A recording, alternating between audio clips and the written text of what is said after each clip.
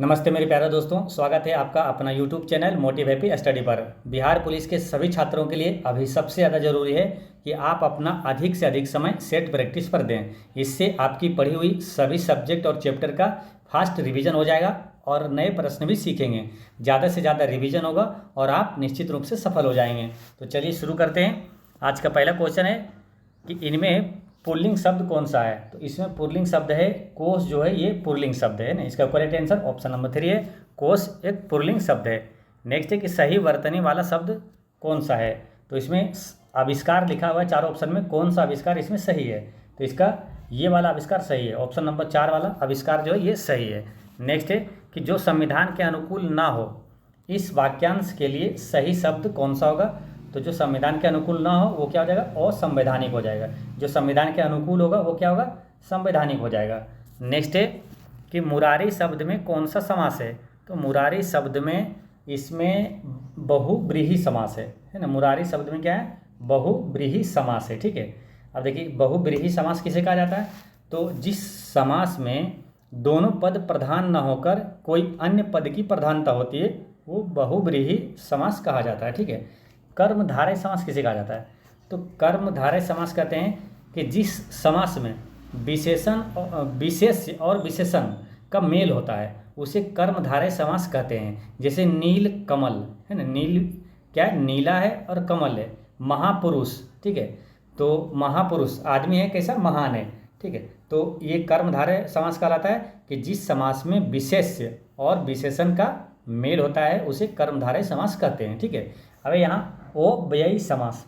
तो अव्ययी समास कहते हैं किसके, कि जिसमें प्रारंभिक शब्द अव्यय होता है और उसके बाद का शब्द वास्तविकता में प्रयोग होता है। जैसे प्रतिदिन, यथाशक्ति, यथासंभव, ये सब अव्ययी समास है। ठीक है, और ये द्विगु समास। तो द्विगु समास किसे कहते हैं, तो जिसके उपसर्ग के रूप में संख्या विशेषण होता है। यानी कि जो पहले पद में पहले शब्द का जो है पहला अंश जो होता है वो क्या है, संख्या विशेषण के रूप में होता है, या संग्रह या तो कुल को दर्शाता है, वो क्या कहलाता है, द्विगु समास कहलाता है। ठीक है, जैसे नवरत्न, नवरत्न यानी उसमें 9 संख्या विशेषण आ रहा है। त्रिलोक, उसमें 3 आ रहा है, संख्या विशेषण आ रहा है। तो ये सब क्या द्विगु समास होता है। ठीक है, तो इस तरह से इसका आंसर क्या होता है, ऑप्शन नंबर 4 मुरारी शब्द में बहुव्रीहि समास है। नेक्स्ट है कि अस्थावर का विलोम शब्द कौन सा होगा। तो अस्थावर का विलोम होगा जंगम। जंगम जो है ये अस्थावर का विलोम है। नेक्स्ट है कि रैदास के कितने पद सिखों के धर्म ग्रंथ गुरु ग्रंथ साहिब में सम्मिलित है। तो रैदास के कितने पद सिखों के धर्म ग्रंथ गुरु ग्रंथ साहिब में सम्मिलित है। तो 40 पद है ना, कितने पद हैं, तो इसका करेक्ट आंसर है 40 पद सम्मिलित है। अब यहाँ 2 नाम आया है, एक है रैदास, एक है गुरु ग्रंथ साहिब।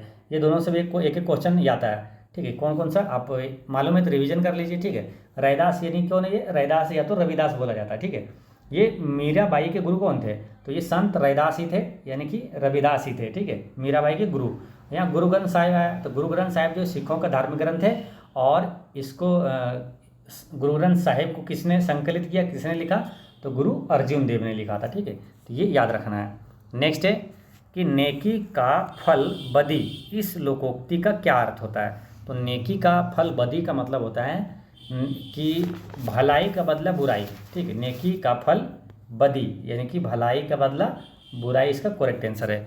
नेक्स्ट है कि परंपरा का मूल्यांकन शीर्षक पाठ साहित्य की कौन विधा में लिखित है। तो परंपरा का मूल्यांकन शीर्षक पाठ साहित्य की कौन सी विधा में लिखे थे ये, तो ये है निबंध में, है ना। इसका करेक्ट आंसर हो गया ऑप्शन नंबर 2 निबंध। नेक्स्ट है कि इनमें से कौन सा वाक्य अशुद्ध है। तो अशुद्ध पूछा जा रहा है, तो पहला क्या है, रमेश धीरे धीरे भोजन करता है, ये वाला सही है। रमेश धीरे धीरे भोजन क्यों नहीं करता, ये भी वाक्य सही है। नेक्स्ट ऑप्शन देखते हैं, ऑप्शन नंबर 3 है कि तुम्हारा काम जल्दी हो जाएगा, ये भी सेंटेंस सही है। मैं खाया हूँ, ये गलत है, क्योंकि इसका सही होता है क्या वाला, मैंने खा लिया, है ना। इसका करेक्ट सेंटेंस होता है मैंने खा लिया। नेक्स्ट है कि देवर्षि का सही संधि विच्छेद कौन सा है। तो देवर्षि का सही संधि विच्छेद है देव प्लस ऋषि, है ना, देवर्षि। इसका करेक्ट आंसर 1 हो गया। नेक्स्ट है कि फूल झड़कर नष्ट हो जाता है पर उसकी खुशबू रह जाती है, इस वाक्य से कवि का क्या तात्पर्य है कि फूल झड़कर नष्ट हो जाता है पर उसकी खुशबू रह जाती है। तो इसका मतलब क्या होता है कि एक दिन वह खुद भी नहीं रहेंगे, है ना, एक दिन वह खुद भी नहीं रहेंगे लेकिन उसकी कृति सुगंध की तरह पीछे रह जाएगी। तो इसका आंसर 3 हो गया। नेक्स्ट इंग्लिश का क्वेश्चन आता है यहाँ पर कि इसमें क्या है, बेस्ट एक्सप्रेसेस यानी कि साइनो पूछा जा रहा है। तो रिसेप्टेकल, रिसेप्टेकल का मतलब क्या होता है, ये होता है रिसेप्टेकल मतलब होता है गोदाम या तो पात्र, ठीक है। तो इसका करेक्ट आंसर है कंटेनर, है ना। कंटेनर मतलब ये होता है पात्र या तो रखने वाला कोई सामान। नेक्स्ट है इसमें क्या पूछा जा रहा है, अपोजिट, है ना। अपोजिट यानी अपोजिट इसमें बताना है। तो वेनिटी मतलब होता है घमंड, है ना। वेनिटी मतलब घमंड, इसका अपोजिट क्या हो जाएगा, तो होगा ह्यूमिलिटी मतलब विनम्रता। नेक्स्ट है इसमें करेक्टली स्पेल्ड यानी सही शब्द आपको बताना है। तो करेक्टली स्पेल्ड ये जो इक्विसिशन है इसमें कौन सा सही है, तो इसमें इक्विसिशन जो है ये वाला सही है ना, ACQUISITION। इक्विसिशन का मतलब होता है अर्जन या तो प्राप्ति। नेक्स्ट है क्वेश्चन नंबर है 15 में क्या है कि इसमें फिल इन द ब्लैंक्स है ना। तो इसमें क्या, लाइट इज देन साउंड। तो लाइट इज क्या है, देन साउंड, साउंड से पहले क्या है, प्रकाश। तो इसका करेक्ट आंसर होगा फास्टर, है ना। तो light is faster than sound यानी कि ध्वनि की गति से जो प्रकाश की गति है वो ज़्यादा तेज है। नेक्स्ट है the man dash for the purpose never did what was expected of him. तो यहाँ पर करेक्ट आंसर होगा कि the man employed for the purpose never did what was expected of him. Next है इसमें आइडम और phrase है। Idem और फ्रेज में क्या है कि to give oneself airs, to give oneself airs यानी कि इसका मतलब क्या हो रहा है, डिंग हाँकना, है ना, डिंग हाँकना। तो यानी कि हवा में बातें करना, है ना, to give oneself airs. तो इसका करेक्ट आंसर हो जाएगा कि बिहेविंग एरोगेंटली, है ना। इसका correct answer option number 4 behaving arrogantly. Next है इसमें क्या, वन वर्ड सब्स्टिट्यूट पूछा जा रहा है ना, अनेक शब्दों का एक शब्द, है ना, can be substituted for the given words या sentences. A person who has lost the protection of the law यानी कि कानून की जो सुरक्षा को वो खो देता है, तोड़ देता है, तो उसे क्या बोलते हैं, नियम विरोधी बोला जाता है, आउट लॉ, है ना। इसका करेक्ट आंसर है option number 1 out law. Next है एक्टिव और पैसिव वॉइस का है। इसमें क्या है कि व्हाट एम्यूज्ड, है ना, व्हाट एम्यूज्ड हर। तो इस टाइप का एक्टिव पैसिव वॉइस का बनता है, जैसे कि व्हाट अगर से शुरू हो, व्हाट एम्यूज्ड हर, तो इसका बनता है क्या, इसका आएगा पहले व्हाट का क्या आता है, बाय व्हाट, है ना। तो पहले तो बाय व्हाट आएगा, बाय व्हाट वाज एम्यूज्ड। तो इसका करेक्ट आंसर ऑप्शन नंबर 3 हो जाता है। यहाँ से भी आप ऑप्शन से टिक कर सकते हैं, जैसे एम्यूज्ड है ना, ये V2 आया, तो जो फिर से सेंटेंस जो बनेगा पैसिव वॉइस उसमें क्या है, एम्यूज्ड के बदले यहाँ क्या आएगा, वाज आना चाहिए ना। ईज वाला ये गलत होगा क्योंकि ये V2 में है, तो V2 में ही रहेगा, वाज आएगा, ठीक है। तो इस तरह से इसका आंसर क्या, ऑप्शन नंबर 3 होगा, बाकी ऑप्शन सब छट जाएगा। नेक्स्ट है क्वेश्चन नंबर है 20, डायरेक्ट और इनडायरेक्ट इसमें आपको बताना है। तो इसमें क्या है कि पहला है दिया हुआ कि we are going to Tirupati next week, यानी कि हम लोग तिरुपति अगले वीक जा रहे हैं, अगले हफ्ते जा रहे हैं। Deepa told her friends, Deepa ने अपने मित्रों से कहा था। तो दीपा टोल्ड हर, नहीं ये होगा देट, और वी क्या बदल जाएगा, वी है क्या, फर्स्ट पर्सन इनटू सब्जेक्ट, तो वो वी बदलेगा दीपा के सब्जेक्ट के अनुसार, यानी सी हो जाएगा, ठीक है। यानी कि इसका क्या होगा कि Deepa told her friends that, we का बदला जाएगा दे में, दे वेयर, है ना, फ्रेंड्स है ना। अच्छा हाँ, सब्जेक्ट जो है वो फ्रेंड्स बदलेगा, यानी कि Deepa told her friends that they were going to Tirupati the following week, तो इसका करेक्ट आंसर ऑप्शन नंबर 4 हो जाएगा। नेक्स्ट है यहाँ पर क्या, मैथ और रीजनिंग का क्वेश्चन शुरू होता है, ठीक है। तो मैथ में क्या, पहला क्वेश्चन क्या है कि 76 + 77 + 78 प्लस ... 100 तक है।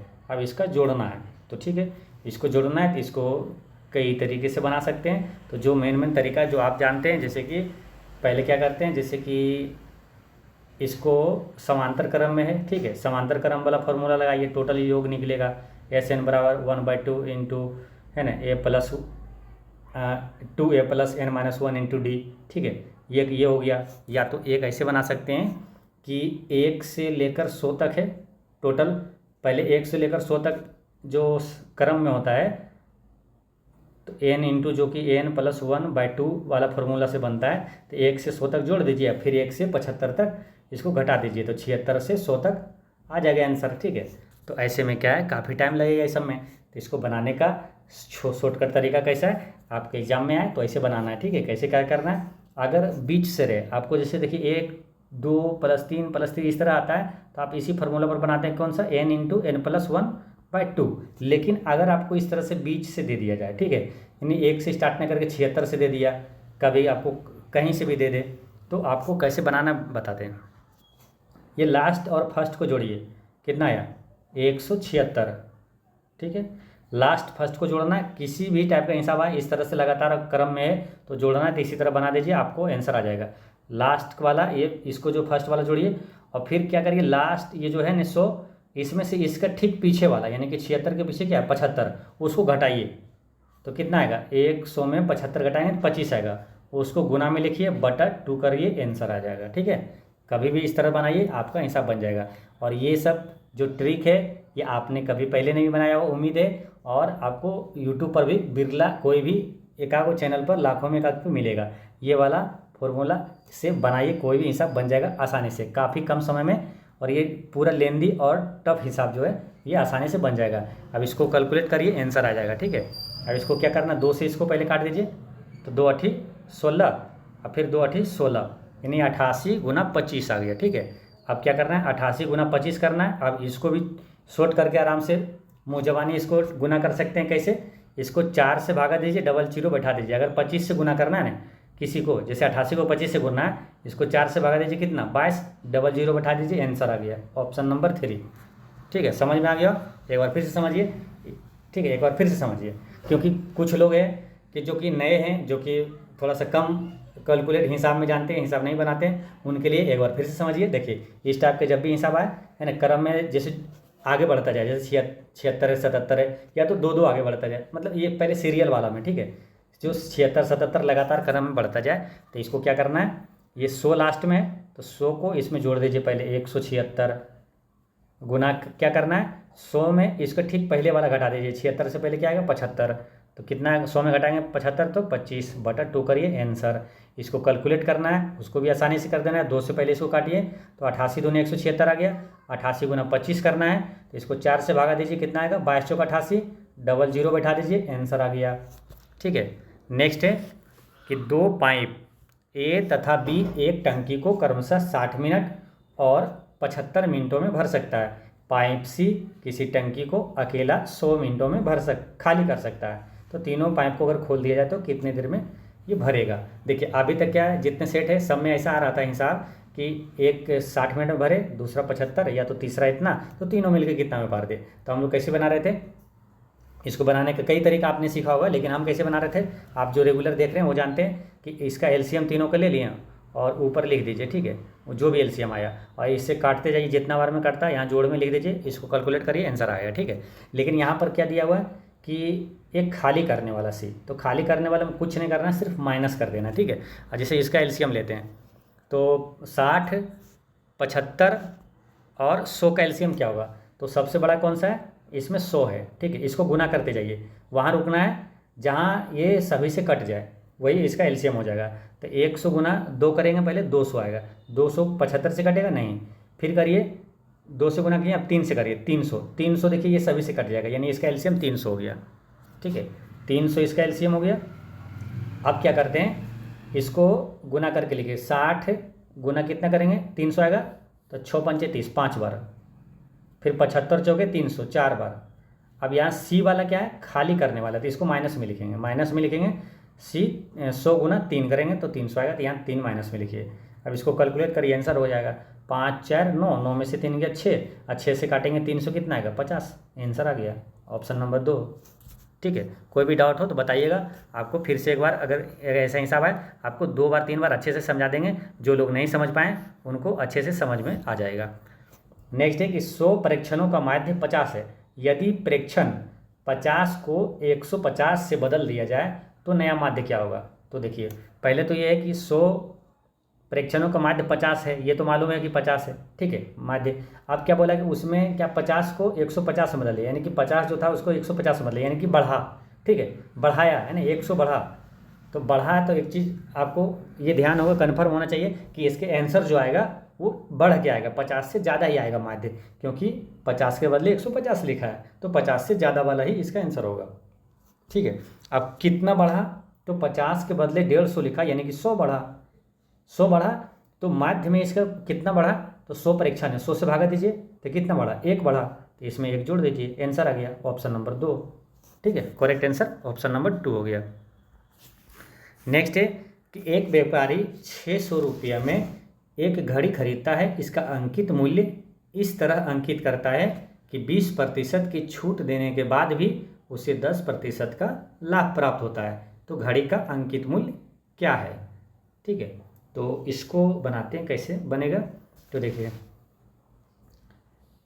600 रुपये क्या दिया हुआ है, एक घड़ी खरीदता है यानी क्रय मूल्य दिया हुआ है 600 क्रय मूल्य, ठीक है। अब अंकित मूल्य पूछा है, ठीक है। अब अंकित मूल्य मान लीजिए कि x है, ठीक है, x अंकित मूल्य। अब अंकित मूल्य पर क्या करता है, 20% की छूट देता है, तब 20% की छूट देने के बाद विक्रय मूल्य क्या होगा, तो देखिए विक्रय मूल्य क्या हो जाएगा, इसका होल वैल्यू का सीधा गुना कर देंगे, विक्रय मूल्य आ जाएगा। 20% छूट देने के बाद क्या होगा विक्रय मूल्य, तो 20% को क्या लिखेंगे, 20×500 छूट देता है यानी कि 4/5, यानी 4/5 इसमें गुना करिए, ये हो गया विक्रय मूल्य, ठीक है। फिर क्या हुआ, विक्रय मूल्य पर छूट देने के बाद भी 10% का लाभ मिलता है, ठीक है। तो 10% का लाभ मिलता है, तो लाभ मिलता है 10% का, यानी कि 10/100 और इसको कैलकुलेट करिए 1/10 लाभ मिलता है, यानी कि 11/10 इसका होल वैल्यू है, ठीक है। 11/10 इसका होल वैल्यू है। तो विक्रय मूल्य में, ये विक्रय मूल्य है, विक्रय मूल्य में होल वैल्यू का उल्टा गुना करेंगे तो क्रय मूल्य आ जाता है, यानी कि 11/10 है, इसका उल्टा करेंगे 10/11, ये हो गया क्रय मूल्य। ये टोटल क्या हो गया, ये क्रय मूल्य। और क्रय मूल्य दिया हुआ कितना, 600 रुपया, तो ये क्रय मूल्य भिन्न में है, ये बराबर 600 रुपये, ये भी क्रय मूल्य, दोनों को बराबर कर दिए, एक्स का मान निकाल दीजिए, आंसर आ गया, ठीक है। तो इसको कैसे निकालना है, तो इसको ऐसे निकालिए, ये 0 से 10 से ये 1 शून्य चला गया, और ये 4 से कट जाएगा कितना, 15 चौके 60, ठीक है, 15 चौके 60 कट गया। अब क्या बच गया, इधर नीचे 5 है, इधर 11 है, ठीक है। तो इसको आप गुना करिए, कितना हो जाएगा, 15 नहीं 11 गुना 15 गुना 5, यानी कि इसको कर दीजिए 11×5 55 कर दीजिए, और गुना 15, अब इसको गुना करिए 15×5 75, बाकी 7 15×5 75 और 7 82, 825 रुपया। ऑप्शन में कहाँ है 825, ऑप्शन नंबर 4 में इसका करेक्ट आंसर हो गया, ठीक है। देखिए तो इसमें कुछ नहीं था, सिंपल क्या करना है कि हमको क्रय मूल्य, पहले क्या हुआ, ये डाटा से क्या हुआ, आप भिन्न के रूप में क्रय मूल्य निकाल लिए थे, ठीक है। अंकित मूल्य करके, अंकित मूल्य में जब ये छूट दिया था, ये इसका सीधा गुना कर दिए थे तो विक्रय मूल्य आ गया। अब विक्रय मूल्य में इसका लाभ का उल्टा गुना कर दिए, क्रय मूल्य आ गया, क्रय मूल्य बराबर 600 क्रय मूल्य दिया हुआ था, एक्स का मान निकाल दिए, आंसर आ गया 825 रुपया अंकित मूल्य। नेक्स्ट है कि 1 रुपये में 5 वस्तुएं को बेचने पर एक व्यक्ति को 20% की हानि होती है, ठीक है। तो यदि वह 1 रुपये में 3 वस्तुएं बेचता है तो लाभ प्रतिशत क्या होगा, ठीक है।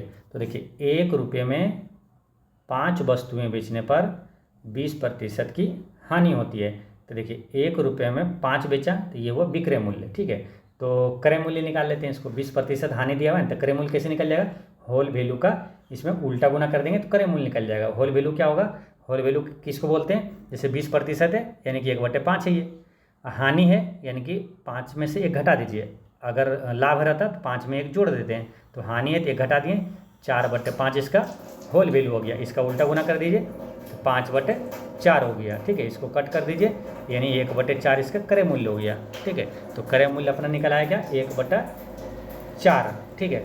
अब क्या बोला कि यदि 1 रुपये में 3 वस्तुएं बेचें, तो 1 रुपये में 3 वस्तुएं बेचें, यानी ये विक्रय मूल्य हो गया, ये विक्रय मूल्य, ये क्रय मूल्य। अब दोनों को अंतर जो करेंगे वो लाभ निकल जाएगा।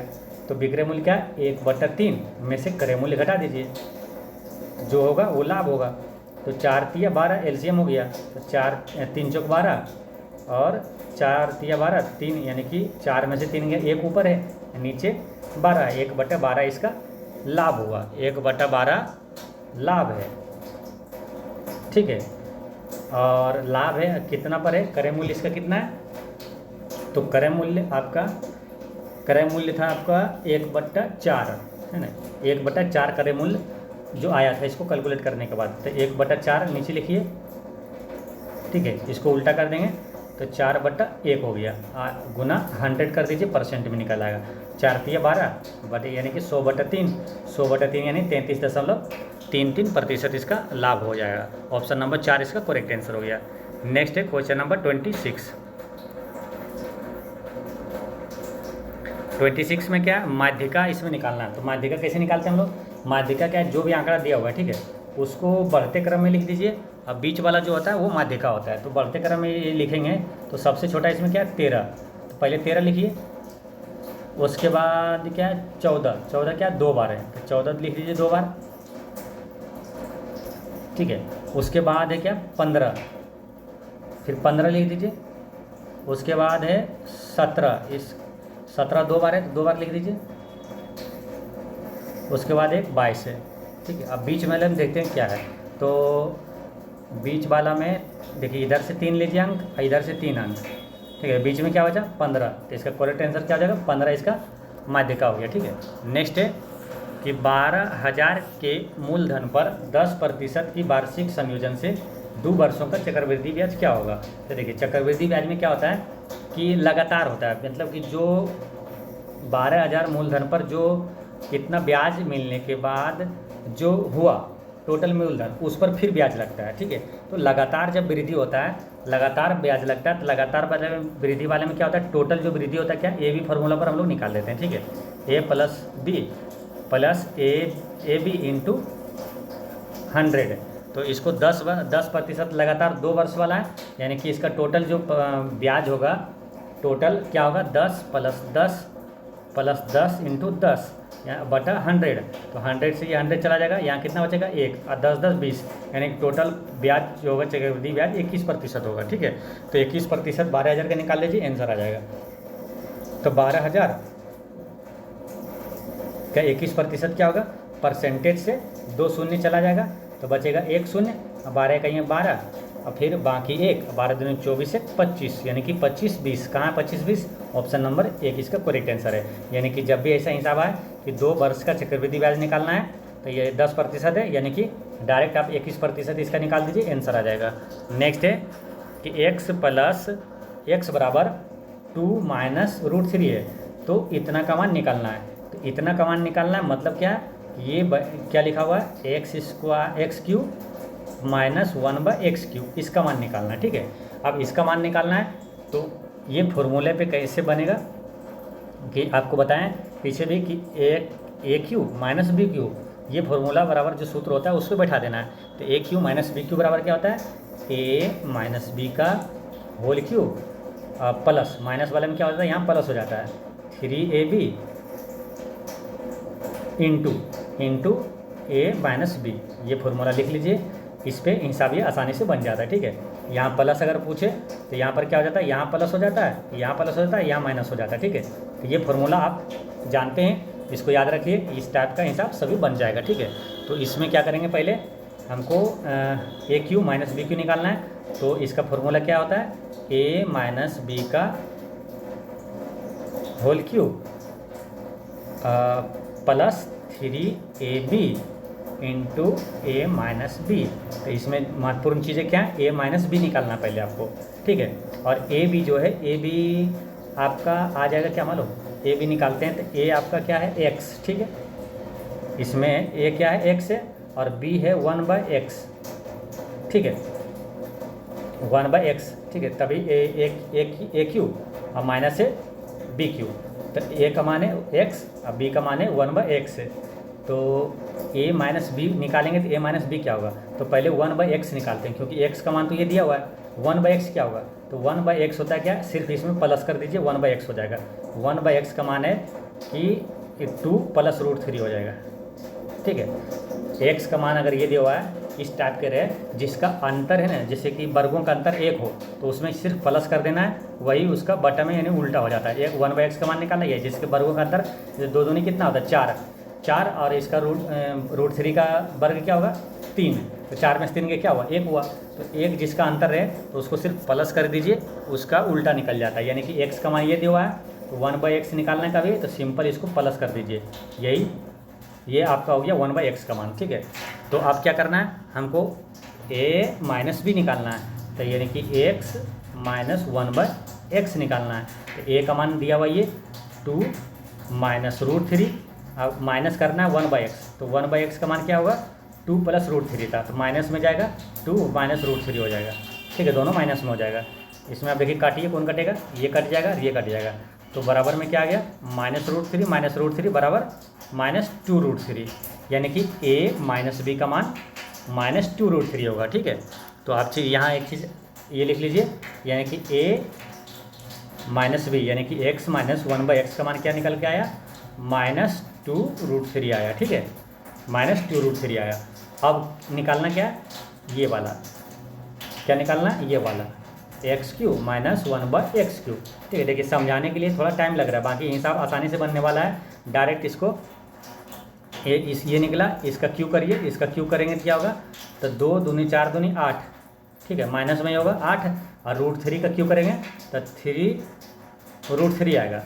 a माइनस b का होल क्यू हो गया और प्लस होगा 3ab। तो ab क्या होगा, देखिए जब ab क्या होता है, जब x है और b में 1/x है उल्टा हो तो ये वो ab क्या होता है कट जाता है, जैसे इसको गुना करेंगे x से कट जाएगा। ठीक है, तो उसका मान एक ही होता है, तो ab का मतलब कोई है ही नहीं, कोई दिक्कत नहीं है, ab का मान कोई काम का है ही नहीं, है ना, क्योंकि एक आ जाता है उसको गुना करने के बाद।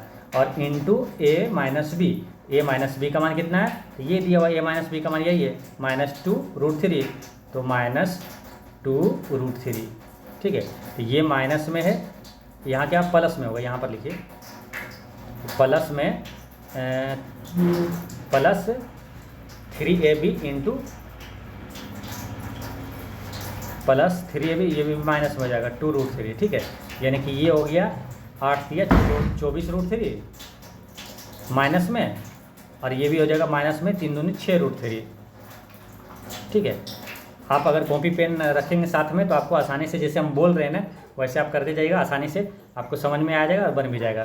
ठीक है, तो 24 और 6 कितना हो गया 30√3 -30√3, तो इसका करेक्ट आंसर हो जाएगा ऑप्शन नंबर 1 इसका है, -30√3 ऑप्शन नंबर 1 में है। ठीक है, -30√3 इसका करेक्ट आंसर हो जाएगा।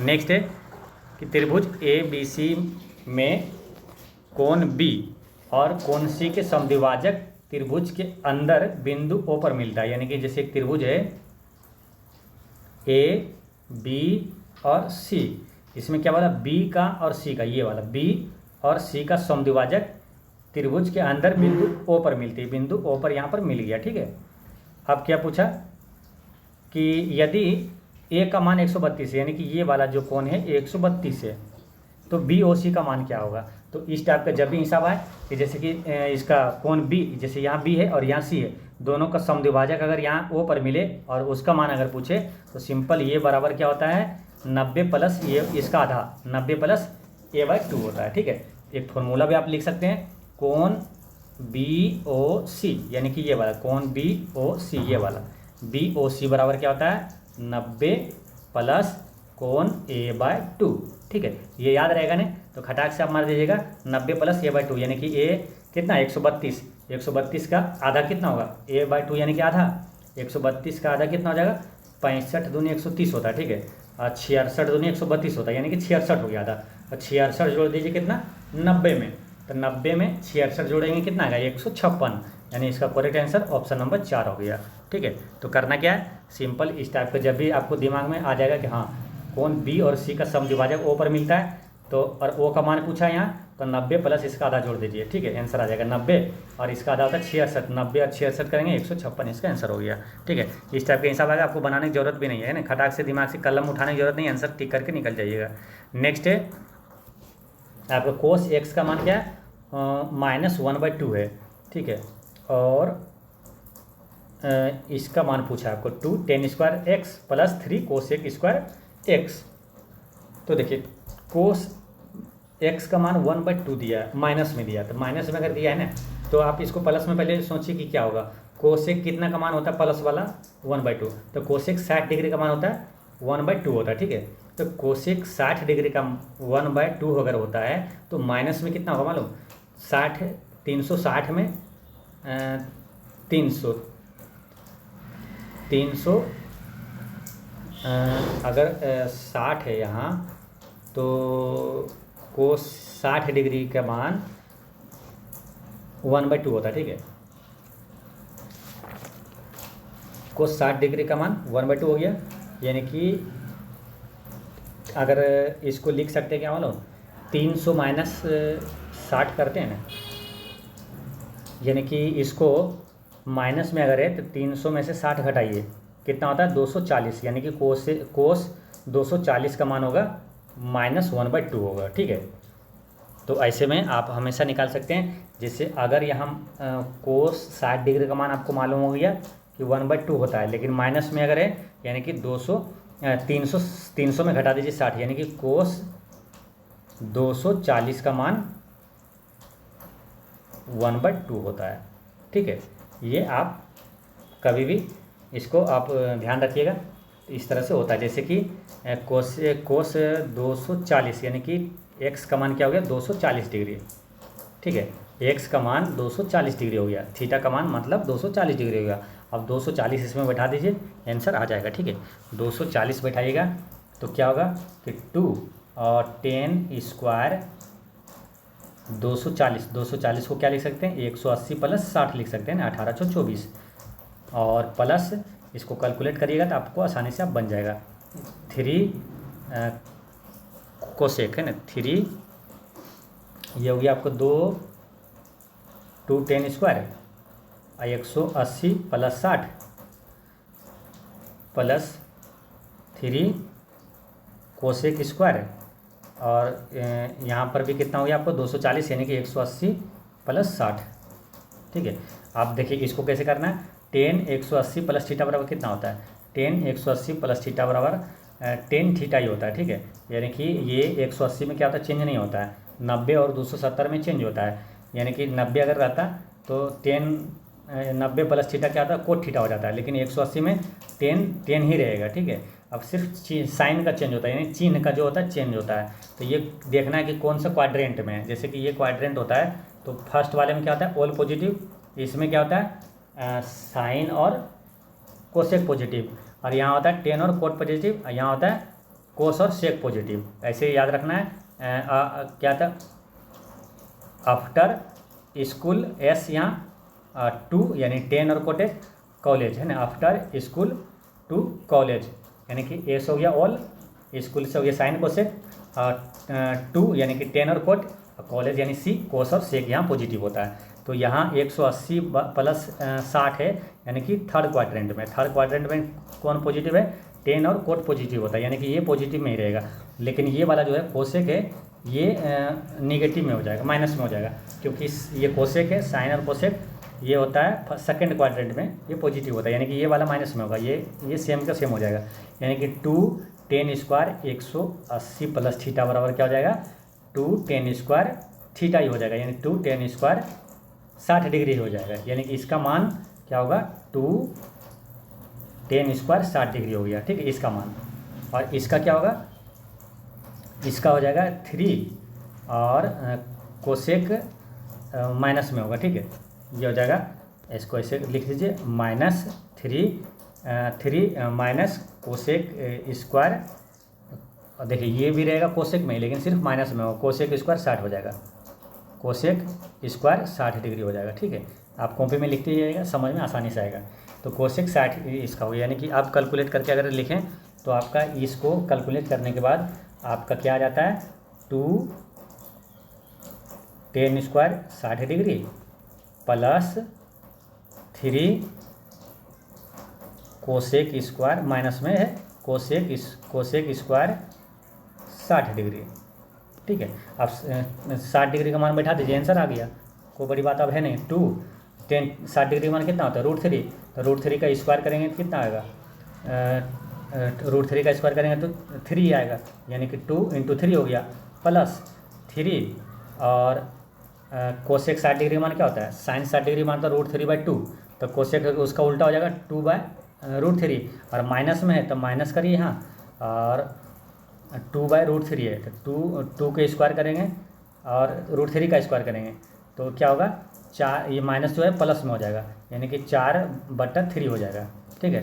अब 3 से ये 3 चला जाएगा तो यहाँ बचेगा सिर्फ 4 इधर बचा है 6 और 4 कितना हो जाएगा, 10। इसका करेक्ट आंसर हो जाएगा ऑप्शन नंबर 2, 10 हो जाएगा, ठीक है।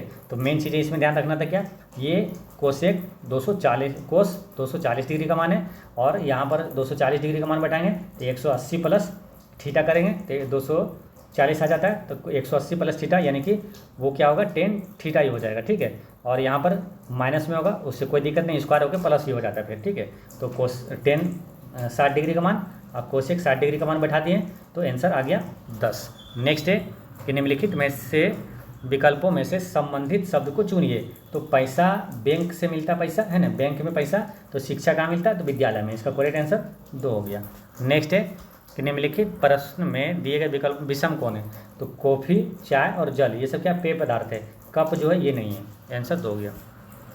नेक्स्ट है कि 2 + 4 फिर +5 प्लस नहीं 2 + 3 हुआ पहले, है ना, 2 + 3 5, फिर +4, फिर +5, फिर क्या होगा, कितना बढ़ते जा रहा है, अब +3 +4 +5, यानी एक एक बढ़ते जा रहा है, ठीक है। तो यानी +6 करेंगे तो 14 × 6 20 होगा, फिर +7 किए 27 आ गया, यानी ऑप्शन नंबर 2 इसका करेक्ट आंसर है।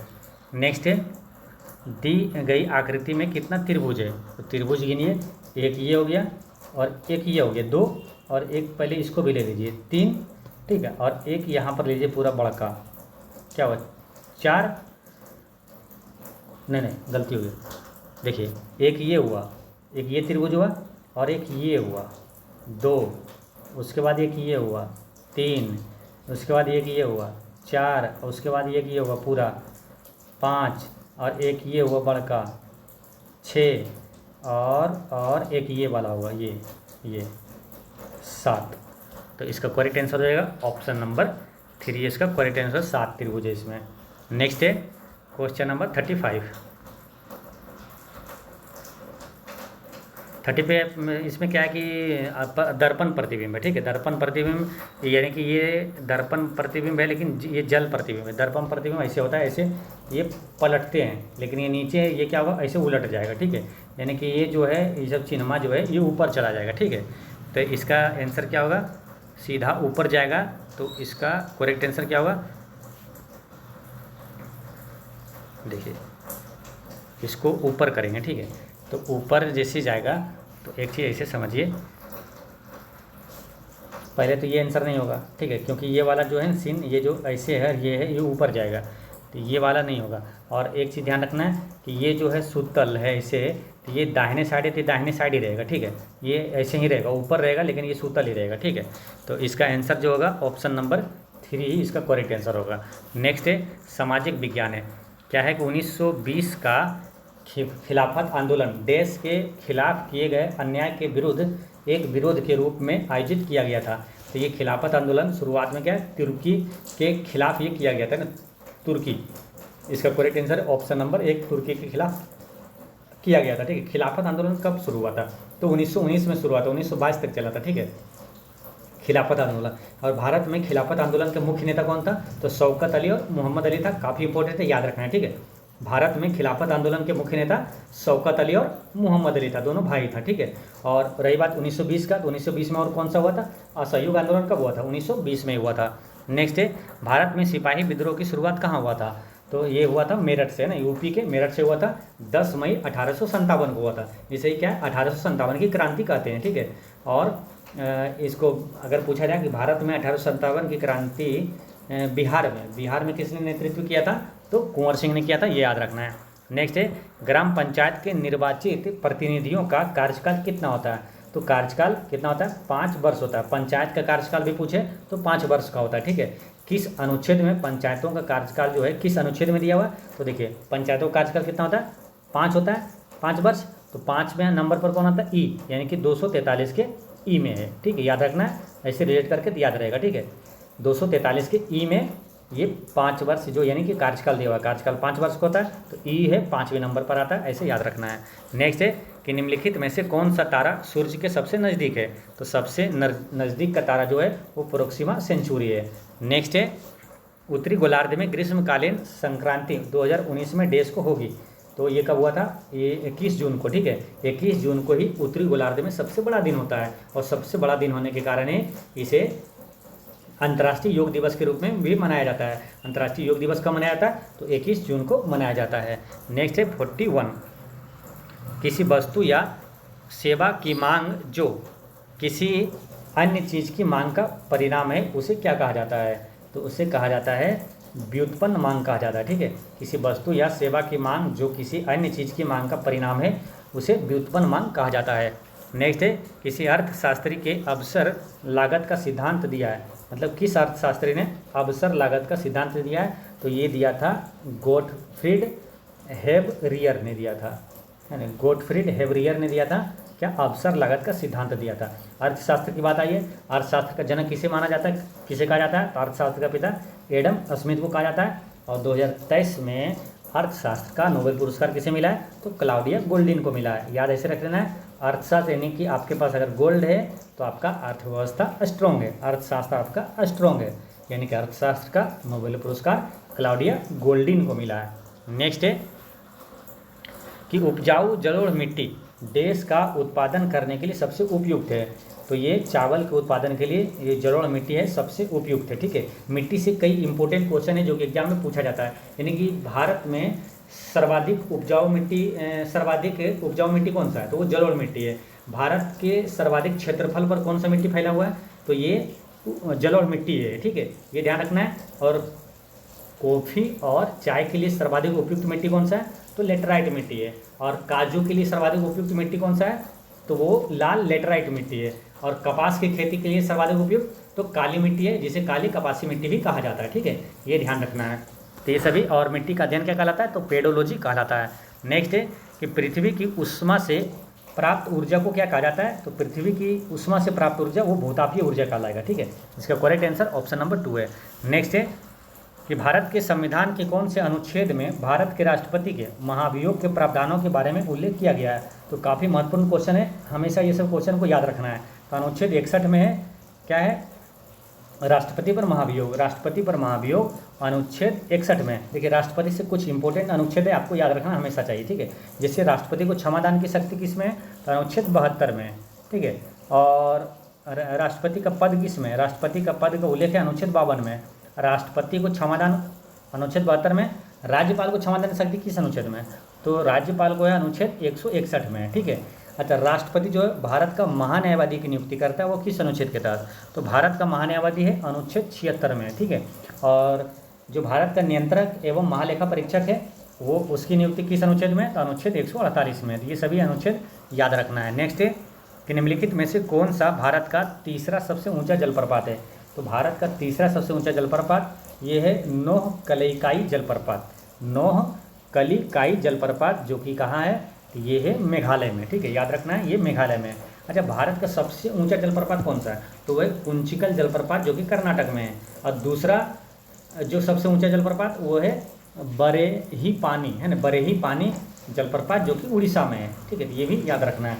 नेक्स्ट है मेंकिव के अर्थशास्त्र के सिद्धांतों के अनुसार किसी देश का मानव जीवन यापन देश के देश पर निर्भर करता है, तो इसका करेक्ट आंसर है ये माल और सेवाओं का उत्पादन करने की क्षमता पर निर्भर करता है, माल और सेवाओं के उत्पादन करने की क्षमता पर निर्भर करता है। नेक्स्ट है कि वास्को डी गामा किस वर्ष कालीकट यानी कोझिकोड भी उसको नाम बोला जाता है कालीकट को, तो ये भी याद रखना है, आपसे क्वेश्चन ऐसे भी पूछ लिया जाता है कि किसका नाम पहले कोझिकोड था, तो कालीकट का, ठीक है। तो कालीकट यानी कि कोझिकोड में आया था। तो वास्को डी गामा कब आया था, भारत आया था 1498 में आया था, ठीक है। ये पहला पुर्तगाली यात्री था जो कि भारत आया था, कब, 1498 में कहाँ आया था? केरल के कालीकट पर आया था। और इसका स्वागत किसने किया था? तो केरल के कालीकट पर इसका स्वागत जमोरिन ने किया था, ये भी याद रखना है। अगर पूछा जाए कि पहला आने वाला जो यूरोपीय कौन था, तो पुर्तगाली था। पुर्तगाली में पहले कौन था? वास्को डी गामा था, 1498 में आया था। ठीक, ये याद रखना है। तो ये क्वेश्चन आता है कि भारत के लिए समुद्री मार्ग की खोज किसने किया था? तो वास्को डी गामा ने किया था। ठीक है, और रेशम मार्ग की खोज पूछे तो वो कनिष्क ने किया था। नेक्स्ट है क्वेश्चन नंबर 49। असम में अंग्रेजों की कर नीतियों के खिलाफ किस वर्ष में पथारू घाट किसान विद्रोह हुआ था? तो असम में हुआ था क्या पथारू घाट किसान विद्रोह? ये कब हुआ था ये पूछा जा रहा है। तो ये हुआ था 1894 में। ठीक है, याद रखना है 1894 में। एक महत्वपूर्ण विद्रोह जो कि आपसे पूछा जाएगा डायरेक्ट कि अहोम विद्रोह किस राज्य में हुआ था? तो अहोम विद्रोह भी असम में हुआ था। ठीक है, ये याद रखना है। बिहू लोक नृत्य किस राज्य का है? तो असम का है। एक सींग वाला गेंडा के लिए विश्व प्रसिद्ध राष्ट्रीय उद्यान कौन सा है? काजीरंगा राष्ट्रीय उद्यान किस राज्य में? तो असम में। कामाख्या मंदिर कहाँ है? तो भी असम में है। नेक्स्ट है भारत, म्यांमार और चीन के बीच त्रिकोणीय जंक्शन दीफू दर्रा किस सीमा रेखा पर है? तो दीफू दर्रा जो है ये है आपका मैकमोहन रेखा पर है। ठीक है, मैकमोहन रेखा किस देश के साथ सीमा रेखा है? तो भारत और चीन के बीच है। और जो रेड क्लिफ रेखा जो है भारत और पाकिस्तान के बीच है। डूरंड रेखा किसके बीच है? पाकिस्तान और अफगानिस्तान के बीच है। और पाक स्ट्रेट किसके बीच है? तो ये भारत और श्रीलंका के बीच ये खाड़ी है, स्ट्रेट है, जलडमरू मध्य ये। नेक्स्ट है भारत के संविधान में किस वर्ष पहली बार संशोधन हुआ था? यानी कि पहला संशोधन जो हुआ 1951 में हुआ था। पहला संशोधन में कौन सी अनुसूची जोड़ा गया था? तो 9वीं अनुसूची जोड़ा गया था। ये 9वीं अनुसूची किससे संबंधित है? तो भूमि सुधार संबंधी से ये संबंधित है। ठीक है, ठीक है, तो ये सभी चीज़ें ध्यान रखना है। देखिए चार अनुसूची लास्ट में जो वो पूछा जाता है, जैसे कि मूल संविधान में 8 अनुसूची था, तो जो 4 है यानी कि 9वीं, 10वीं, 11वीं और 12वीं, इसको हमेशा रट के रखना है कि इसमें क्या क्या है। जैसे 9वीं अनुसूची में क्या है? भूमि सुधार संबंधी अधिनियम है। 10वीं में दल बदल है। 11वीं में पंचायती राज है और 12वीं में नगर पालिका है। नेक्स्ट है चीन के किस प्रांत में होंगशू राष्ट्रीय स्थित है, जिसमें दुनिया का सबसे बड़ा जलप्रपात समूह है? तो ये है कहाँ? ये गुई झोउ में है ना। इसका करेक्ट आंसर ऑप्शन नंबर 3 है, गुई झोउ में है ये। नेक्स्ट है क्वेश्चन नंबर 53। निम्नलिखित में से सिंधु घाटी सभ्यता का एक बंदरगाह शहर है। तो सिंधु घाटी का एक बंदरगाह शहर काफ़ी महत्वपूर्ण क्वेश्चन है, कई बार एग्जामों में आया, इसको हमेशा याद रखना है। तो ये जो बंदरगाह शहर है सबसे प्रसिद्ध है सिंधु घाटी का, ये लोथल किस राज्य में है? तो गुजरात में है। धौलावीरा कहाँ है? तो ये भी गुजरात में है। ठीक है, धौलावीरा और लोथल दोनों गुजरात में है। कालीबंगा किस राज्य में है? डायरेक्ट ऐसे क्वेश्चन पूछा जाता है। ठीक है, कि कालीबंगा किस राज्य में है? तो ये राजस्थान में है। राखीगढ़ी कहाँ है? तो ये हरियाणा में है। नेक्स्ट है कि बैंकों द्वारा अपने सबसे बड़े, सुरक्षित और सबसे अधिक क्रेडिट वाले अल्पकालिक ऋणों पर ब्याज दर को डैश कहा जाता है? तो इसका करेक्ट आंसर है न्यूनतम उधार दर कहा जाता है। ठीक है, नेक्स्ट है पाकिस्तान की सबसे अधिक ऊंचाई पर स्थित झील कौन सी है? तो पाकिस्तान की सबसे अधिक ऊंचाई पर स्थित झील ये है आपका परिस्तान झील। ठीक है, परिस्तान झील है। ठीक है, और आपको याद रखना है क्या? 3 अति महत्वपूर्ण प्रश्न याद रखना है कि भारत की सबसे बड़ी मीठे पानी की झील कौन सा है? तो वो है बुल्लर झील। कहाँ है? जम्मू कश्मीर में। भारत की सबसे बड़ी खारे पानी की झील चिल्का झील है। कहाँ? उड़ीसा में। भारत की सबसे बड़ी लवणीय झील सांभर झील किस राज्य में है? तो राजस्थान में है। नेक्स्ट है कि नगद आरक्षित अनुपात CRR की गणना प्रत्येक बैंकों की दर डैश के प्रतिशत के रूप में की जाती है? तो ये किया जाता है शुद्ध मांग और समय देनदारियाँ के प्रतिशत के रूप में किया जाता है। इसका करेक्ट आंसर ऑप्शन नंबर 2 है। नेक्स्ट है क्वेश्चन नंबर आपका 57। भारत के उत्तर पूर्वी भाग में त्रिपुरा की पूर्वी रियासत पर डैश वंश का शासन था? तो त्रिपुरा की पूर्वी रियासत पर ये था माणिक्य वंश का शासन था। ठीक है, माणिक्य वंश का शासन था। नेक्स्ट है कि डैश ने गंगैकोंड चोलाक या गंगा नदी की विजेता की उपाधि प्राप्त की? ये किसने प्राप्त किया था? राजेंद्र चोल प्रथम ने किया था ना। राजेंद्र चोल प्रथम ने गंगैकोंड चोला की उपाधि ये प्राप्त किया था। नेक्स्ट है गोवा की लड़ाई किस वर्ष में लड़ी गई थी? तो गोवा की लड़ाई हुआ था ये 1510 में हुआ था, ठीक है। गोवा को पुर्तगालियों से भारतीय सेना ने कब आज़ाद कराया था? तो गोवा को पुर्तगालियों से आज़ादी कब मिली थी? तो ये मिला था 1961 में, ठीक है। ये याद रखना है, काफ़ी महत्वपूर्ण क्वेश्चन है। गोवा को आज़ादी ये पुर्तगालियों से कब कराया गया? तो 1961 में, ठीक है। और क्षेत्रफल की दृष्टि से सबसे छोटा राज्य कौन सा है? तो वो गोवा है। मोरमू गाँव बंदरगाह कहाँ है? तो गोवा में है। और एकमात्र राज्य भारत में जो है समान नागरिक संहिता यानी कि अनुच्छेद 44 समान अंक वाला, ठीक है। अनुच्छेद 44 किस राज्य में लागू है? तो ये गोवा में लागू है। नेक्स्ट है, महाराष्ट्र की सबसे ऊंची पर्वत चोटी निम्नलिखित में से कौन सी है? तो महाराष्ट्र की सबसे ऊंची चोटी पर्वत है कौन सा मालूम? ये है कलसुबाई शिखर। कलसुबाई शिखर जिसका ऊंचाई है 1646 मीटर है, ठीक है। ये ध्यान रखना है। और लोनार झील किस राज्य में? तो वो महाराष्ट्र में ही है। और तमाशा और लावनी नृत्य जो है ये किस राज्य का है? तो महाराष्ट्र का है। महाराष्ट्र का भी मुख्यमंत्री वर्तमान में कौन है? तो एकनाथ शिंदे है। और अभी नया राज्यपाल कौन बना है? तो सीपी राधाकृष्णन बना है, ठीक है। और तारापुर परमाणु ऊर्जा संयंत्र किस राज्य में है? तो महाराष्ट्र में है। तो ये सभी चीज़ें याद रखना है। नोहावा सोवा बंदरगाह कहाँ है? तो वो भी महाराष्ट्र में है। नेक्स्ट है, साइंस का क्वेश्चन आता है कि बिच्छू निम्नलिखित में से किस फाइलम के अंतर्गत आते हैं? तो बिच्छू आता है ऑर्थोपोडा के अंतर्गत आता है। ऑर्थोपोडा जगत के अंदर बिच्छू आता है। अब एक क्वेश्चन बिच्छू से ये वाला आता है, कौन सा? कि बिच्छू के डंक में कौन सा अम्ल पाया जाता है? तो बिच्छू के डंक में, मधुमक्खी के डंक में और लाल चींटियों में फॉर्मिक अम्ल पाया जाता है। नेक्स्ट है, सूर्य, चंद्रमा और पृथ्वी की गुरुत्वाकर्षण स्थितिज ऊर्जा में परिवर्तन को डैश कहा जाता है? तो ये कहा जाता है क्या? टाइडल फोर्स यानी कि ज्वारीय बल कहा जाता है। जो सूर्य, चंद्रमा और पृथ्वी के गुरुत्वाकर्षण स्थितिज ऊर्जा में परिवर्तन को ज्वारीय बल कहा जाता है ना, इसी के कारण ज्वार भाटा जो आता है। नेक्स्ट है, निम्नलिखित में से कौन सा शब्द साइटोप्लाज्मिक ऑर्गेनेल का उदाहरण नहीं है? तो साइटोप्लाज्मिक ऑर्गेनेल का उदाहरण इसमें नहीं है, ये न्यूक्लियस, ये साइटोप्लाज्मिक ऑर्गेनेल का उदाहरण नहीं है। नेक्स्ट है, उस विद्युतीय क्षेत्र का गुण क्या है जिसे बल की ऐसी विद्युत रेखाओं या विद्युत क्षेत्र रेखाओं की संख्या के रूप में जाना जा सकता है जो किसी दिए गए क्षेत्र को प्रतिच्छेदित करती हो? तो इसका आंसर क्या होगा? इसका ऑप्शन देखते हैं। ये इसका करेक्ट आंसर है इलेक्ट्रिक फ्लक्स यानी कि विद्युत अभिवाह, इसका करेक्ट आंसर है। नेक्स्ट क्वेश्चन है कि सोनार नामक उस तकनीक का पूर्ण रूप क्या है जो समुद्र तल की स्थलाकृति को मानचित्रित करती है? यानी कि सोनार का फुल फॉर्म ये पूछा जा रहा है, ठीक है। तो इसका करेक्ट आंसर क्या हो जाएगा? सोनार का फुल फॉर्म होता है sound navigation and ranging. Option number 3 sound navigation and ranging. अब सोनार से दो प्रश्न आता है, एक तो सोनार का फुल फॉर्म पूछा जाएगा और एक पूछा जाएगा, अभी मालूम ये क्वेश्चन इतना इंपॉर्टेंट है, कई बार एग्जाम में आया है। और बिहार टीचर का भी जो जुलाई 2024 में बिहार टीचर का एग्जाम हुआ है उसमें ये सोनार से क्वेश्चन आया था कि समुद्र के अंदर जो छुपी वस्तुओं को पता लगाने के लिए किसका प्रयोग किया जाता है? तो सोनार का प्रयोग किया जाता है, ठीक है।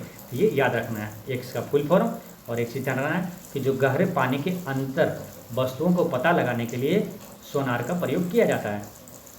और एक आता क्या? रडार। तो रडार का फुल फॉर्म क्या होता है? तो रडार से भी फुल फॉर्म और कहाँ प्रयोग होता है ये याद रखना है। तो रडार का फुल फॉर्म होता है radio detection and ranging. Radio detection and ranging. Radar का प्रयोग करते हैं, देखिए सोनार का समुद्र के अंदर, रडार का प्रयोग करते हैं ऊपर यानी कि आसमान में जो वायुयान है चलता है या तो कोई वस्तु को पता लगाने के लिए रडार का प्रयोग किया जाता है। नेक्स्ट है, एक घोल जिसमें समान कोशिका के रूप में पाया जाने वाला नमक सांद्रता एवं कोशिका को कहा जाता है? तो ये क्या कहा जाता है? तो ये आइसोटोनिक घोल कहा जाता है, इसका करेक्ट आंसर आइसोटोनिक घोल कहा जाता है। यहाँ पर आया कोशिका। कोशिका की खोज किसने किया था? तो रॉबर्ट हुक ने किया था। एक आता है कोशिका के केंद्र की खोज किसने किया? तो रॉबर्ट ब्राउन ने किया था। नेक्स्ट है कि सिल्वर की परमाणु संख्या क्या है? सिल्वर यानी चांदी। तो चांदी की परमाणु संख्या पूछा जा रहा है, तो चांदी का है सिल्वर यानी कि 47। सिल्वर 47, इसका करेक्ट आंसर है ऑप्शन नंबर 4 सिल्वर 47। सिल्वर का ये जो प्रतीक होता है Ag होता है, इसका परमाणु संख्या हो गया क्या? 47। और जो विद्युत का सबसे अच्छा चालक होता है या तो ऊष्मा का सबसे अच्छा चालक होता है वो चांदी होता है, ठीक है। तो ये ध्यान रखना है। अच्छा, सोना का पूछा जाए तो सोना का प्रतीक होता है Au और इसका परमाणु संख्या 79 होता है। सबसे लचीला या आघातभर धातु कौन सा है? तो ये सोना है। नेक्स्ट है कि फर्न पादप जगत के निम्नलिखित में से किस डिवीजन से संबंधित है? तो फर्न जो है ये पादप जगत के टेरिडोफाइडा से संबंधित है। फर्न जो है ये टेरिडोफाइडा से संबंधित है। नेक्स्ट है कि लेंस की ऑप्टिकल शक्ति की माप की एक इकाई को क्या कहा जाता है? तो ये कहा जाता है आपको डायोप्टर, है ना। लेंस की क्षमता को किस में मापा जाता है? तो डायोप्टर में मापा जाता है ना। वही पूछा कि लेंस की ऑप्टिकल शक्ति की माप की इकाई क्या है? तो डायोप्टर है। नेक्स्ट है कि निम्नलिखित में से कौन सा नियम कहता है कि दो बिंदुओं के बीच एक कंडक्टर से गुजरने वाली धारा दो बिंदुओं के बीच संभावित अंतर के सीधे अनुपातिक है, बशर्ते कंडक्टर की भौतिक स्थिति और तापमान आदि में बदलाव न हो।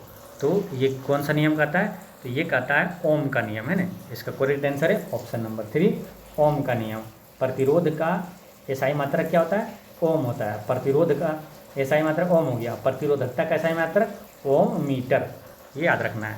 नेक्स्ट है 71, निम्नलिखित में से कौन एक समाप्य संसाधन नहीं है? तो समाप्य संसाधन इसमें कौन सा नहीं है? तो ये जो बायोगैस है ये समाप्य संसाधन नहीं है। नेक्स्ट है कि निम्नलिखित में से क्या लौह अयस्क नहीं है? लोह का अयस्क इसमें से कौन नहीं है? तो ये जो क्यूपराइट है ये लोह का अयस्क नहीं है, क्योंकि क्यूपराइट जो है ये तांबा का अयस्क है, ठीक है। बाकी हेमेटाइट, सिडेराइट और मैग्नेटाइट ये लोहा का अयस्क है। तो लोहा का सबसे शुद्ध रूप कौन सा होता है? तो वो पिटवा लोहा होता है, ये याद रखना है। नेक्स्ट है कि घातक रक्ताल्पता यानी कि एनीमिया जो कि आयरन की कमी से होता है, तो विटामिन डी की कमी से होता है।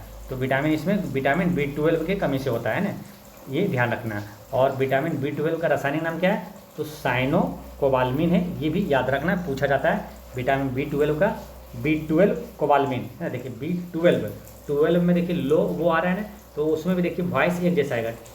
विटामिन B12 का रासायनिक नाम साइनोकोबाल्मिन। नेक्स्ट है कि डैश दो या दो से अधिक घटकों के सजातीय मिश्रण है। इसका करेक्ट आंसर है ये जो बिलियन है। बिलियन क्या है? दो या दो से अधिक घटकों के सजातीय मिश्रण है। नेक्स्ट है कि एक दूसरे पर 120 डिग्री पर झुके दो दर्पणों द्वारा कुल कितनी छवियां बनेगी? तो इसका करेक्ट आंसर है ऑप्शन नंबर 3। अब देखिए यहाँ 120 डिग्री दे दिया, 2 हो गया। अगर आपसे पूछ लिया जाए कि 60 डिग्री दोनों के बीच है तो कितना बनेगा? ठीक है, तो ये बनाते कैसे हैं? तो इसको बनाते हैं ऐसे, जितना डिग्री दिया है ना प्रतिबिंब जो छवि की संख्या क्या होगी? तो 360 बट्टा थीटा -1 कर देना, ठीक है। जैसे 120 डिग्री दिया था तो 360 बट्टा 120 -1, 120 से काटिए बढ़ती है 36, 3 में से गया 2, इसका आंसर हो गया। अगर पूछे 60 डिग्री दोनों का बीच है तो कितना छवि बनेगा? तो 360 बटा 60 -1 कर देंगे तो 6 चौक 36, 6 बार में कटा, 6 में से -1 गया यानी 5 प्रतिबिंब बनेगा, ठीक है। कुछ भी पूछे आपको बता देना है। अगर पूछा जाए कि 90 डिग्री बने तो 360 बटा 90 डिग्री तो कितना प्रतिबिंब बनेगा? 9 चौक 36 यानी कि 4 -1 कर दीजिए यानी कि 3 प्रतिबिंब बनेगा। नेक्स्ट है कि निम्नलिखित में से किसे हाइड्रोजनीकरण अभिक्रिया में उत्प्रेरक के रूप में प्रयोग किया जाता है? तो हाइड्रोजनीकरण में जो उत्प्रेरक होता है वो होता है आपका ये पैलेडियम। इसका करेक्ट आंसर है ऑप्शन नंबर 4। नेक्स्ट है कि तापमापी यानी थर्मामीटर में निम्नलिखित में से किसका उपयोग पारा के विकल्प के रूप में किया जाता है? तो पारा के विकल्प के रूप में इसमें किया जाता है किसका?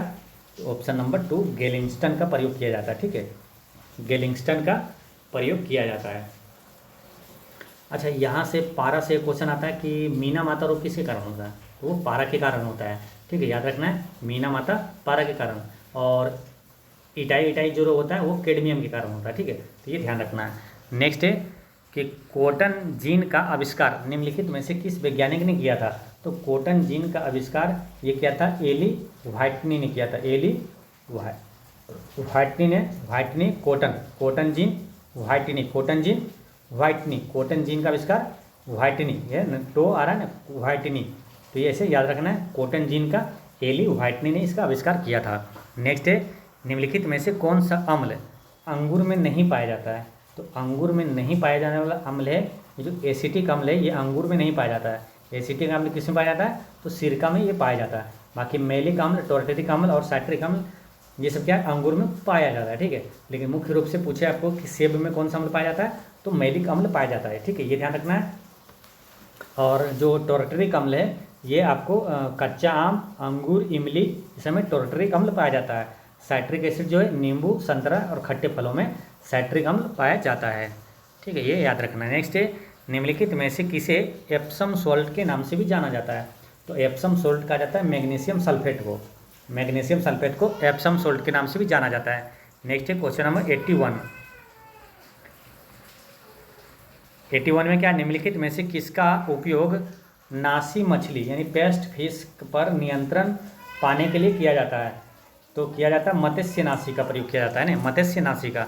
नेक्स्ट है, निम्नलिखित में से क्या मादाओं का प्राथमिक यौनांग है, तो मादाओं का प्राथमिक यौनांग है अंडाशय, इसका करेक्ट आंसर 2 हो गया।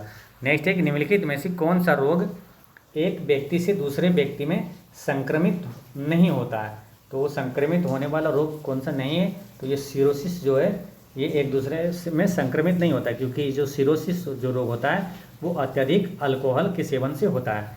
बाकी एड्स, हेपेटाइटिस और सिफिलिस ये सब बीमारी क्या है, एक दूसरे में संक्रमित हो जाता है। नेक्स्ट है, निम्नलिखित में से क्या एक प्राकृतिक ज्वाला मंदक है, तो प्राकृतिक ज्वाला मंदक है डीएनए, ठीक है, इसका करेक्ट आंसर है डीएनए। नेक्स्ट है, निम्नलिखित में से कौन रक्त में ऑक्सीजन अभिग्रहण का कार्य करता है, तो रक्त में ऑक्सीजन की परिवहन जो करता है वो हीमोग्लोबिन करता है, ठीक है, हीमोग्लोबिन के कारण ही रक्त का लाल रंग होता है, ठीक है। और हीमोग्लोबिन में कौन सा तत्व पाया जाता है, तो लोहा पाया जाता है ना, एफ ही पाया जाता है, ये ध्यान रखना है। नेक्स्ट है, अब क्लोरोफिल में क्या पाया जाता है, मान लो क्लोरोफिल में इसमें मैग्नीशियम पाया जाता है ना, जिसका पत्तियों का हरा रंग किसके कारण होता है, तो ये क्लोरोफिल के कारण ही होता है। अब यहाँ आया सामान्य ज्ञान और करंट अफेयर के क्वेश्चन आया। नेक्स्ट है कि निम्नलिखित में से कौन सा चतुर्थ क्षेत्रक के अंतर्गत आता है, तो चतुर्थ क्षेत्रक में आता है ये जो सूचना प्रौद्योगिकी है, ये चतुर्थ क्षेत्रक में आता है। नेक्स्ट है कि मदर टेरेसा के बाद किस भारतीय ने नोबेल शांति पुरस्कार प्राप्त किया है, तो मदर टेरेसा के बाद मिला है किसको, कैलाश सत्यार्थी को मिला है, ठीक है, कैलाश सत्यार्थी और एक पाकिस्तान की लड़की थी मलाला यूसुफजई, ये दोनों को साथ में मिला था, ठीक है, और कब मिला था, 2014 में मिला था, ठीक है। और कैलाश सत्यार्थी से एक पुस्तक का नाम याद रखना है, कौन, आज़ाद बचपन की ओर, आज़ाद बचपन की ओर पुस्तक के लेखक कौन है, तो कैलाश सत्यार्थी है। नेक्स्ट है कि किस राज्य के स्थानीय शिल्पकारों को पौष मेले में अपने लोक नृत्य, संगीत, भोजन और संस्कृति को प्रदर्शित करते हुए देखा जा सकता है, तो ये है पश्चिम बंगाल, ठीक है, पश्चिम बंगाल के शिल्पकारों को पौष मेले में अपने लोक नृत्य, संगीत, भोजन और संस्कृति को प्रदर्शित करते हुए देखा जा सकता है, ठीक है, कहाँ, तो पश्चिम बंगाल में, ठीक है। अच्छा, यात्रा नृत्य किस राज्य का है, तो यात्रा नृत्य जो है ये पश्चिम बंगाल का है। सर्वाधिक चावल की खेती किस राज्य में होता है, सर्वाधिक चावल का उत्पादन कहाँ होता है, तो बंगाल में होता है। और सर्वाधिक जूट का उत्पादन भी पश्चिम बंगाल में होता है। अच्छा, भारत में जो पहला जीआई टैग है वो किस भारतीय उत्पाद को मिला था मालूम, पहला जीआई टैग किसको मिला था, वो मिला था दार्जिलिंग की चाय को, कहाँ है, तो पश्चिम बंगाल का, ठीक है। अच्छा, रानीगंज जो है जो कोयले के लिए काफ़ी फेमस है, पहले कोयला सबसे ज़्यादा निकला था वहाँ, तो रानीगंज कहाँ है, तो पश्चिम बंगाल में।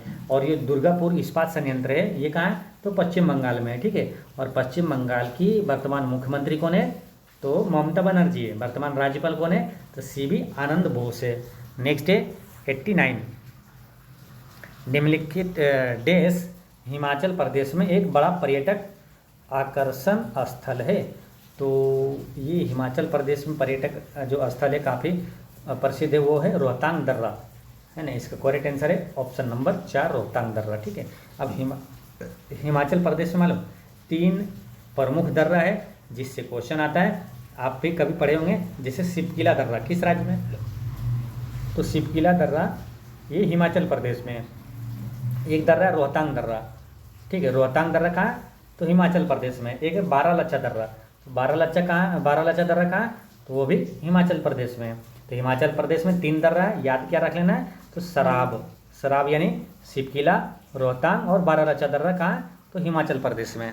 नेक्स्ट है कि दिल्ली उच्च न्यायालय की पहली महिला न्यायाधीश कौन थी, तो ये थी लीला सेठ। दिल्ली उच्च न्यायालय की पहली महिला न्यायाधीश लीला सेठ था। लीला सेठ से इससे ज़्यादा महत्वपूर्ण एक प्रश्न आता है, क्या मालूम, कि भारत में किसी भी राज्य की पहली महिला मुख्य न्यायाधीश कौन बनी थी, किसी भी हाई कोर्ट की पहली महिला मुख्य न्यायाधीश कौन बनी थी? तो ये लीला सेठ ही बनी थी। और ये किस राज्य की बनी थी उस समय? तो हिमाचल प्रदेश की बनी थी, ये याद रखना, ठीक है। कि पहली महिला मुख्य न्यायाधीश हाई कोर्ट की ये बनी थी यही लीला सेठ। और सुप्रीम कोर्ट की पहली महिला न्यायाधीश कौन थी? देखिए, सुप्रीम कोर्ट में अभी तक कोई भी मुख्य महिला न्यायाधीश नहीं बनी है, कोई भी महिला मुख्य न्यायाधीश नहीं बनी है, यानी कि सिर्फ न्यायाधीश बनी है सुप्रीम कोर्ट की। और पहली महिला न्यायाधीश जो सुप्रीम कोर्ट की बनी थी वो कौन थी? वो थी फातिमा बीबी थी, ठीक है, ये याद रखना है। नेक्स्ट है कि वर्कला, चौबारा और च्वाकड और नतिका देश राज्य में समुद्र तट है। तो किस राज्य में? तो ये वर्कला, चौबारा और चवाकड और ये नतिका जो है ये केरल में समुद्र तट है, ठीक है। केरल से भी कई महत्वपूर्ण क्वेश्चन आता है, जैसे सर्वाधिक लिंगानुपात राज्य वाला कौन है? सर्वाधिक लिंगानुपात वाला राज्य ये केरल है। सर्वाधिक साक्षर राज्य केरल है, ठीक है, ये ध्यान रखना है। सबसे ज़्यादा रबड़ का उत्पादन कहाँ होता है? तो केरल में होता है। सबसे ज़्यादा थोरियम कहाँ होता है? तो केरल में होता है, ठीक है। तो ये सब चीज़ें ध्यान रखना है। नेक्स्ट क्वेश्चन है आपका, भारत में सबसे ऊंचाई पर स्थित रेलवे स्टेशन देश राज्य में स्थित है। तो सबसे ऊंचाई पर स्थित रेलवे स्टेशन जो है वो पश्चिम बंगाल में, ठीक है, याद रखना है। पश्चिम बंगाल में सबसे ऊंचाई पर स्थित है ये रेलवे स्टेशन, ठीक है। लेकिन एक क्वेश्चन आपको ये याद रखना है कि दुनिया का सबसे ऊंचा रेलवे पुल कहाँ पर है और किस नदी पर है, ठीक है। तो दुनिया का सबसे ऊंचा रेलवे पुल की बात करें तो वो चेनाब नदी पर है, जम्मू कश्मीर में, ये याद रखना है। नेक्स्ट है कि राष्ट्रीय सूक्ष्म लघु और मध्यम उद्यम बोर्ड एक वर्ष में प्रत्येक 10 महीनों में एक बार बैठक करता है। तो ये प्रत्येक वर्ष में जो है प्रत्येक 6 महीनों में एक बार बैठक करता है। ऑप्शन नंबर 2 इसका करेक्ट आंसर है। नेक्स्ट है कि खजुराहो का मंदिर, काफ़ी महत्वपूर्ण क्वेश्चन है, ठीक है। एग्जाम में ये रिपीट होते रहता है, अक्सर होते रहता है, ठीक है, इसलिए इसको याद करके रखना है। खजुराहो का मंदिर ये मध्य प्रदेश के छतरपुर जिला में है, ठीक है। अब खजुराहो का मंदिर, यहाँ से ये क्वेश्चन और पूछा जाएगा कि कंदरिया महादेव का मंदिर कहाँ है? तो कंदरिया महादेव का मंदिर भी यहीं पर है, खजुराहो के मंदिर परिसर में ही कंदरिया महादेव का मंदिर भी है, यानी कि मध्य प्रदेश में ही है। और इसका निर्माण किसने करवाया था? तो चंदेलों ने करवाया था ना, चंदेल शासक ने करवाया था। कब करवाया था? तो 950 ईस्वी से 1050 ईस्वी के बीच में ये करवाया था खजुराहो मंदिर का निर्माण। नेक्स्ट है कि देश यूनाइटेड किंगडम के बाहर सबसे पुराना गोल्फ कोर्स है। तो ये कौन सा सब यूनाइटेड किंगडम के बाहर सबसे पुराना गोल्फ कोर्स है? ये है आपका रॉयल कोलकाता गोल्फ क्लब, है ना, ये कोलकाता वाला। नेक्स्ट है कि भारत उन 12 देशों में से एक है जो पृथ्वी के कितने प्रतिशत कुप्रबंधित प्लास्टिक कचरे के लिए जिम्मेदार है? तो इसमें है आपका 60%, ठीक है। भारत उन 12 देशों में से जो पृथ्वी के कितने प्रतिशत? तो उस पृथ्वी के 60% कुप्रबंधित प्लास्टिक कचरे के लिए जिम्मेदार है, तो भारत भी शामिल है इसमें। नेक्स्ट है कि किस देश की संसद ने समलैंगिक संबंधों को अपराध घोषित करने वाला कानून पारित किया है? तो ये किया है इराक, ठीक है, ये याद रखना है। किस देश की संसद ने? तो इराक की संसद ने समलैंगिक संबंधों को अपराध घोषित करने वाला कानून पारित किया है इराक ने। अब इराक और ईरान ये दोनों की राजधानी और मुद्रा याद रखना है, क्योंकि जब पूछा जाता है तो कन्फ्यूजन हो जाता है। इराक की राजधानी कहाँ है? बगदाद है। इराक की राजधानी बगदाद है, ईरान की राजधानी तेहरान। तो देखिए नाम से इसे रिलेट कर लिया है। ईरान लास्ट में नो आ रहा है ना, इसकी राजधानी भी लास्ट में नो आएगा। ईरान तेहरान, ईरान की राजधानी तेहरान है ना, ईरान की राजधानी तेहरान, ईरान तेहरान, और इराक की राजधानी बगदाद है। अच्छा, इराक की मुद्रा क्या है? तो इराक की मुद्रा है दिनार, ठीक है, इराक की मुद्रा है दिनार, ठीक है। ये दोनों में कन्फ्यूजन होता है, इसीलिए अच्छे से याद करना है, ऐसे याद कर लेना कि कन्फ्यूजन भी ना हो, याद भी रहे। तो इराक की मुद्रा का नाम है दिनार और ईरान की मुद्रा का नाम है रियाल, ठीक है, ईरान की मुद्रा का नाम है रियाल। तो इसको ऐसे रिलेट करिए, ईरान लास्ट में नो है ना, इसकी राजधानी भी आया था नो, तेहरान लास्ट में नो है ना, इसी से याद करिए। ईरान यानी नकली और रियल मतलब असली, नकली असली, ईरान, ईरान की मुद्रा का नाम रियाल, ठीक है, तो ऐसे याद रख लीजिए। नेक्स्ट है कि भारतीय रिजर्व बैंक द्वारा जारी नवीनतम आंकड़ा के आधार पर भारत के पास अब कितने बिलियन अमेरिकी डॉलर का रिकॉर्ड उच्च विदेशी मुद्रा भंडार है? तो इसका आंसर क्या होगा? इसका ऑप्शन देखते हैं।